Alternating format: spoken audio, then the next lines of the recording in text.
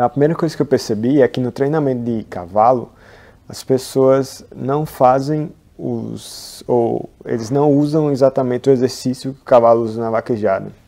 Tem até alguns exercícios que eu não sei que o pessoal faz, que eu não consigo ver o cavalo fazendo na vaquejada. Então, o primeiro exemplo é o seguinte: bora dizer que você quer fazer um cavalo sair de boi. Lógico que tem vários aspectos, mas bora dizer que você tem que fazer tem vários aspectos na saída de boi. O cavalo tem que ter força, ele tem que estar apoiado, ele tem que trocar de direção. E o que eu observei, e isso em vários montadores, eu não estou dizendo montador, mas vários montadores que eu tive a oportunidade de ver treinando cavalo, eu vi que o cara queria fazer com que o cavalo saísse de boi, depois que o cavalo já estava correndo no boi. Mas por que não fazer exercício para que o cavalo troque de direção e depois que ele sabe trocar de direção, colocar velocidade e depois que colocar velocidade, por exemplo, conseguir carregar um peso? Porque acho que é exatamente isso que ele faz quando ele vai puxar o boi. O cavalo vem, ele tem que trocar de direção, depois que ele mudou de direção, ele tem que botar velocidade e ele tem que conseguir carregar uma certa carga, que vai ser a gente puxando o boi. Mas o que eu vi era o seguinte: o cavalo já está correndo do lado do boi, aí o cara já vai num boi até às vezes um pouco mais rápido e quer fazer com que o cavalo troque de mão. Mas ele não ensinou o cavalo, não trocar de mão, na verdade, eu quis falar, ele não ensinou o cavalo a trocar de direção fora do boi. Por exemplo, acho que é meio contra-intuitivo isso, né? Você nem ensina e você já vai correndo o boi e já quer que o cavalo troque de direção. E eu sempre fui crítico nesse ponto. Acho que eu teria que ensinar o cavalo primeiro sem o boi, que é muito mais fácil. Você pode ver que cavalos que tem cavalo que tem um temperamento mais esquentado, quando ele está do lado do boi ele já muda. Então, se ele é um cavalo mais esquentado, já está com temperamento diferente, eu coloco no boi, eu vou ensinar. Além de ensinar, muitas vezes a gente exige também, porque a gente faz com que ele saia do boi e a gente quer que ele ponha velocidade, então a gente vai explorar ele, né? Vai dar mais pressão. Então, como é que esse cavalo vai entender isso?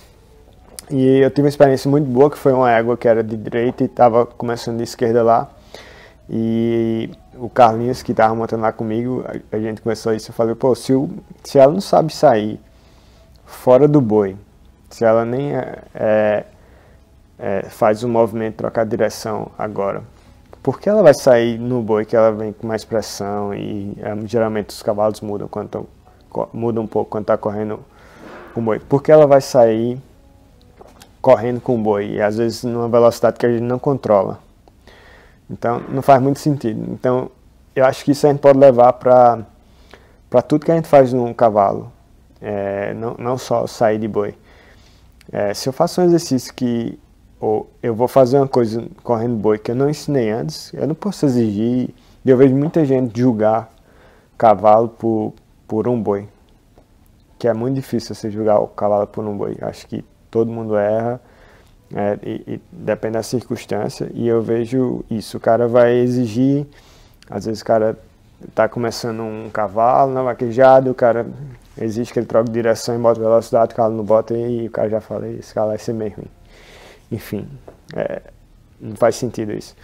E eu acho que o treinamento deveria ser feito assim. Você deveria fazer tentar, lógico que não dá para você fazer tudo que ele faz no boi, mas dá para você fazer vários exercícios que ele vai fazer correndo no boi.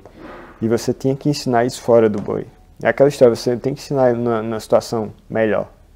Isso tanto para o vaqueiro quanto para o cavalo. Então eu acho que, por exemplo, nesse exemplo que eu estou usando aqui, de sair de boi, a gente tinha que ensinar a mudar de direção andando, e depois galopando, e depois correndo. Depois que ele estivesse fazendo perfeitamente fora do boi, junto com o boi andando, trocar de direção. Depois um boi galopando, trocar de direção. E na verdade eu vi mais ou menos um exemplo desse. Para quem é da Paraíba talvez conheça Leto. Eu vi Leto começar a montar há vários anos atrás, e eu vi agora quando ele estava montando. E eu fiquei muito feliz em ver que ele tinha uns cavalos que ele estava montando, que ele estava escanteando em vários lugares, por exemplo, sem ser o sentido que você desce correndo boi. Ele estava escanteando o cavalo voltando, como se fosse voltando para a cancela, em vários pontos diferentes. que já é mais uma coisa que eu achei até evoluído da parte dele, porque o cavalo não tem que só sair naquele sentido e onde ele vê a faixa. Se o cavalo está preparado para sair do boi, se afastar do boi e botar velocidade em qualquer lugar, esse é um cavalo muito mais preparado, ele vai ter muito mais constância nesse movimento. E acho que isso é uma coisa que se aplica para todo mundo.